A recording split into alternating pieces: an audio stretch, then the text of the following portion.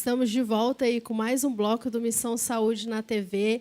E eu não quero que você saia daí nem um minuto, porque hoje, aqui no final do programa, vão ter algumas dicas aí que a enfermeira Ana Lécia vai estar mostrando aqui, fazendo a demonstração para a gente. Ela trouxe ali todos os aparatos, ali a rosquinha de amamentação. Achei muito interessante. Na minha época não tinha essas coisas, não, Ana Lécia. Né? Ninguém ensinava esses trem aí para ninguém, não, viu? Então, assim, ela trouxe aí a mama. Então, não saia daí, que vai ter muita coisa bacana no final do programa, tá? E, Ana Lécia, precisa preparar as mamas? Tem essa questão aí de eu tenho ou não que preparar? Existe um formato, né, que eu possa, vamos dizer assim, melhorar a minha areola, o meu bico do peito? Como que é essa questão? Nessa parte também a gente tem muitos mitos. Muitas vezes, antigamente, foi passada a informação, e até mesmo é uma pergunta que vem bastante, né, quando a gente está atendendo as gestantes, elas perguntarem sobre isso. Enfermeira, eu posso passar bucha? Eu posso passar tal óleo? Eu posso passar tal coisa, né, tal produto, né, na minha mama para preparar? Ou eu posso, se eu tenho o mamilo ou o bico, né, invertido, eu posso usar um sutiã rasgadinho lá no meio, né, cortadinho no meio para poder esse bico, né, vir para fora? Então, assim, todas essas coisas realmente são mitos, gente. O corpo da gente, né, o organismo da gente, ele é muito abençoado, né? Deus ele criou tudo perfeito, tudo especial. E, então, o corpo da mulher, quando a mulher está gerando, quando a mulher está gestando, esse corpo ele já vai se preparando sozinho. Tá? Então, realmente, não precisa você passar bucha para calejar, de jeito nenhum. Não faça isso. Tá? Você vai estar prejudicando o seu mamilo, você vai estar ferindo. Tem mulheres que, muitas vezes, já vão para a maternidade com o bico do peito ferido, porque fizeram esse tipo de estratégia durante a gravidez. Tá? Não faça isso, não é necessário. Você vai observar que, durante a gravidez, as suas mamas elas vão aumentar. E, além de aumentar, lá na região da areola vão aparecer alguns carocinhos, digamos assim, que são chamados os tubérculos de Montgomery, né? Esse nomezinho aí meio difícil, meio diferente. Mas são carocinhos, né? Você vai observar que eles vão aparecer. Muitas vezes a areola ela vai também o quê? Escurecer. Tá? Então, o organismo, o corpo, ele já vai se preparando dessa forma. A única coisa que a gente ainda orienta, quando a mulher puder, né, já no finalzinho da gravidez, ela pode tomar um banho de sol, só nos mamilos mesmo, ali 2 a 3 vezes por semana, questão de 15 a 20 minutos no máximo. Tá? Mas essa questão de passar pomada, passar hidratante, óleos, não é necessário. Pelo contrário, se você passar qualquer produto ali naquela região do mamilo e da areola, você vai estar retirando a hidratação que é natural dessa região. E, com isso, você vai estar ressecando essa pele, você vai estar ressecando esse tecido e fazendo com que essa região ela fique mais propícia a ter lesões, a ter ferimentos. Então, não precisa fazer nada. O organismo já é muito abençoado por Deus e ele se prepara sozinho. Tá? Em relação ao tipo de mamilo, muitas mulheres têm essa dúvida também. O meu mamilo ele é para dentro, ele é invertido. O meu mamilo ele é plano. Será que eu vou conseguir amamentar? Então, assim, qual que é a orientação?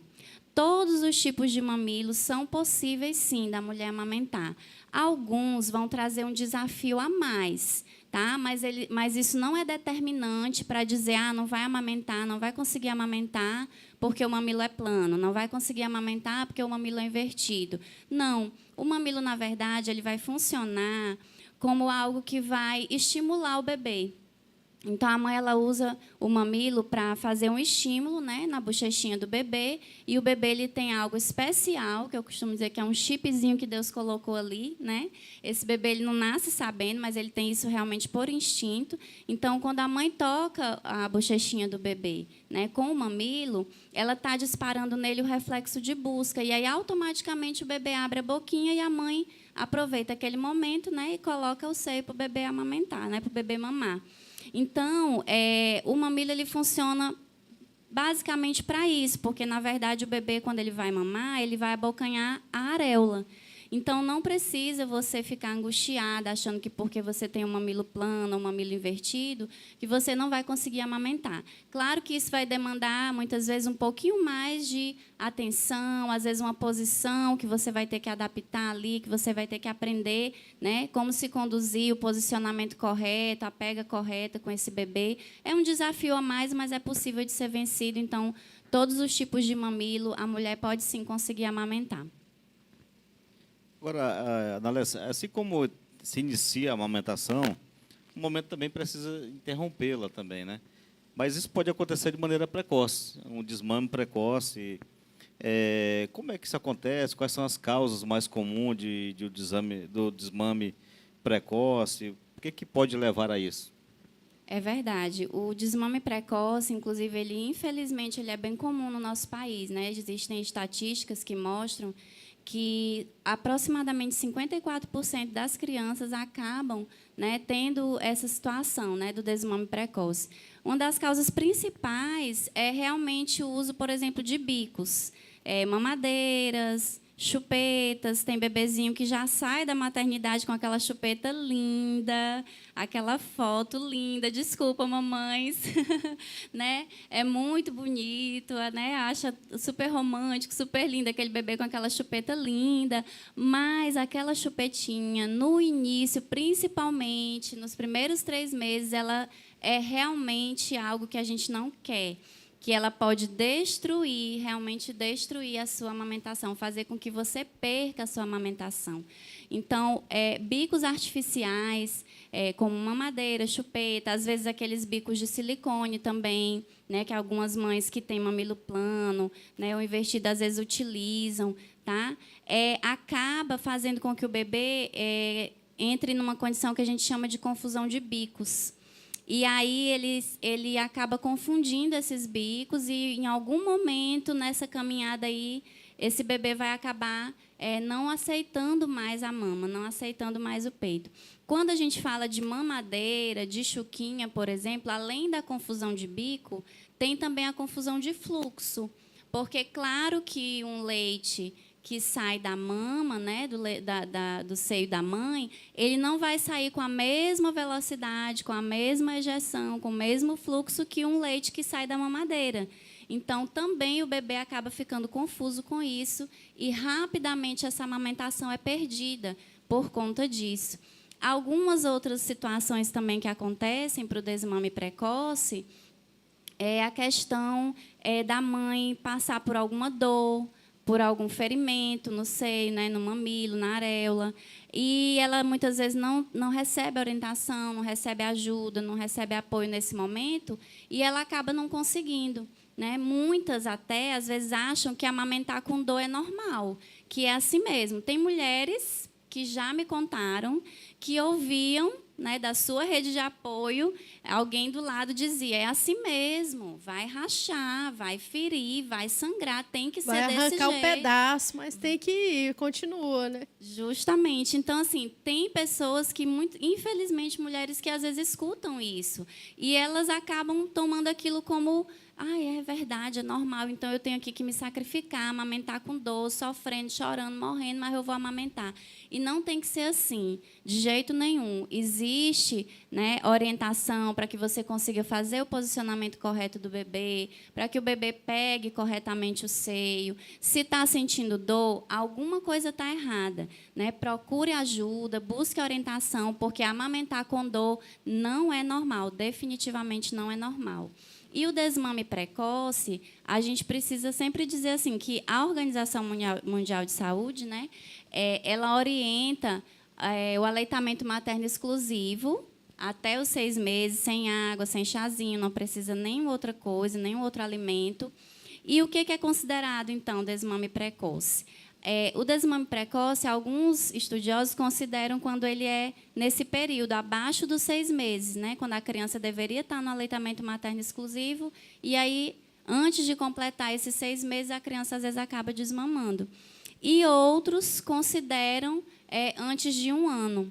E um outro motivo muito interessante, que a gente não pode de jeito nenhum deixar de falar, é que as leis ainda não favorecem tanto o aleitamento materno exclusivo. A gente tem leis no Brasil que dão licença maternidade, né, aí de até 120 dias, né, só que tem mães que não conseguem fazer tudo isso. Tem mães, por exemplo, que têm o seu próprio negócio e ela só conta com, né, com ela mesma para tocar aquele negócio. Então, muitas vezes, com 3 meses, ela já tem que voltar a trabalhar. Aí, como que faz? Muitas vezes não tem orientação, também não tem informação, acaba também perdendo a sua amamentação por falta também desse conhecimento, desse apoio.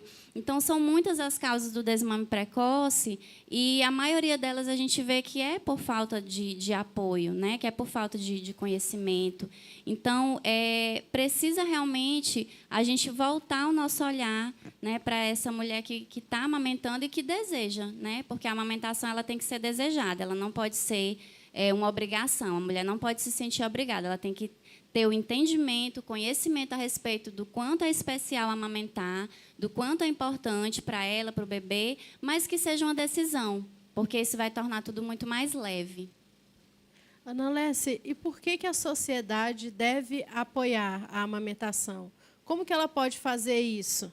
Em que parâmetro ali, tu já falou algo a respeito das leis, mas o que mais a sociedade pode estar fazendo para apoiar a amamentação? Então, a sociedade ela precisa absorver, né, esse entendimento. A gente precisa realmente voltar o nosso olhar para a mulher que está amamentando e ver e entender que ela está produzindo, né, ela está ajudando a desenvolver pessoas que vão contribuir para a economia dessa sociedade. Existem pesquisas que mostram, que já comprovaram, que as crianças que são amamentadas exclusivamente, pelo menos até os 6 meses, e as crianças que mamam mais tempo, são crianças que vão ter o QI mais alto, sim.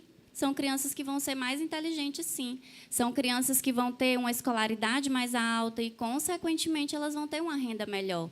Então, a mulher que amamenta, né, quando ela está amamentando, ela está contribuindo também para a economia dessa sociedade. Então, a sociedade, a família, o comércio, os empresários, né, as empresas, as indústrias, têm que ter esse olhar voltado para a mulher dessa maneira. E, por exemplo, uma das coisas que poderia ser feita, será que você que está nos assistindo aí, que é empresário, que é comerciante, no seu local, né, na sua empresa, você já pensou em algum momento se você teve uma colaboradora que precisou voltar a trabalhar e ela queria continuar amamentando, mas lá no local de trabalho não tinha um lugar adequado para ela poder fazer o desmame, para ela poder retirar o leite, né, fazer a extração do leite materno, fazer o armazenamento correto, para quando voltasse para casa, né, ela ter esse leite ali disponível para o seu bebê. Muitas coisas que às vezes são tão simples, e nisso até o consultor em amamentação também pode atuar, né, auxiliando aí o empregador em montar esse local, né, em organizar esse local, que muitas vezes nem demanda um investimento tão alto, mas que vai fazer muita diferença na vida daquela família e na vida das gerações que virão. Então, a sociedade precisa realmente trocar o olhar para essa mulher dessa outra forma, entendendo que ela está contribuindo, né, para uma sociedade melhor, para uma economia melhor. E a respeito da amamentação, o que é mais importante para a mãe e para a criança? A educação na amamentação, o saber a técnica de amamentar. E já falou da sociedade, dos cuidados para a criança. O que a mãe também deve saber a respeito dessa importância também de amamentar? Em tudo que a gente vai conversando, que a gente vai falando, o que fica de mais importante mesmo a gente dizer para as mães e para as mulheres que é informação. Eu sempre digo assim, olha, a informação ela é o item mais importante do enxoval. Eu sou mãe também, eu sei que quando a gente está esperando um bebê, a gente sonha com o quarto, aquele quarto especial, a gente sonha com as roupinhas do bebê, e a gente quer comprar tudo de mais lindo e mais maravilhoso para os nossos filhos, e a gente tem todo aquele cuidado, quando vai chegando mais próximo, né, tem aquele cuidado todo de preparar tudo, de lavar, de passar, de organizar tudo bonitinho. Quem já está bem pertinho, muitas vezes arruma e desarruma, né, aquele cuidado todo, é uma espera muito ansiosa, né, por esse filho, por esse bebê. mas o mais importante é a informação, é o conhecimento. Porque, às vezes, uma informação de, por exemplo, como posicionar o bebê de forma correta, como o bebê deve fazer essa pega. Se ela tiver, pelo menos, noções básicas disso, já vai ajudar demais, já vai evitar que esse mamilo venha ferir, já vai evitar a dor, já vai evitar um sangramento por uma possível ferida. Então, assim, a informação, o conhecimento é o item mais importante. Então, hoje em dia, não tem mais desculpa. As redes sociais estão aí. Eu mesma, na minha página, eu procuro sempre contribuir com informações nesse sentido, de estar orientando as mães de forma gratuita, né? E, assim, existem tantos outros profissionais que estão contribuindo, que estão compartilhando seu conhecimento de forma gratuita. Então, as mães, elas precisam realmente só dar uma acenadinha lá, procurar, estar acompanhando, que o conhecimento e a informação vai fazer total diferença na amamentação e na maternidade como um todo, com certeza. Ótimo. Gente, não saia daí, nós já estamos encerrando aqui mais um bloco, porque o próximo bloco, a enfermeira Ana Lécia vai estar ensinando para a gente aí, dando algumas dicas para você que está em casa, tá? Então, não saia daí, fique ligadinho no programa Missão Saúde na TV.